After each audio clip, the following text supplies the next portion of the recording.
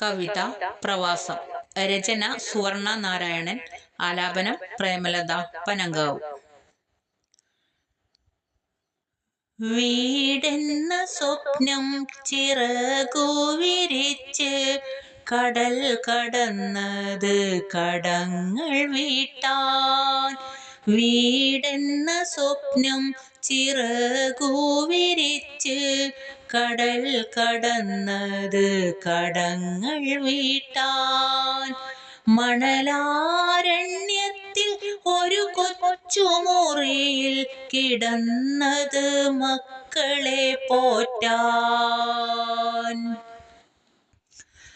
ജീവിത പ്രാരാബ്ധമെന്നെങ്കിലും തീർന്ന് ഉറ്റവർക്കൊപ്പം കഴിഞ്ഞിടണം. അച്ഛനും അമ്മയ്ക്കും താങ്ങായി മാറണം. പാതിയെ പ്രാരാബ്ധമറിയിക്കാതിരിക്കണം. കണ്ണിലെ കൃഷ്ണമണി പോൽ വളർത്തണം. അറിവിൻ്റെ ആഴങ്ങൾ നേടിക്കൊടുക്കണം.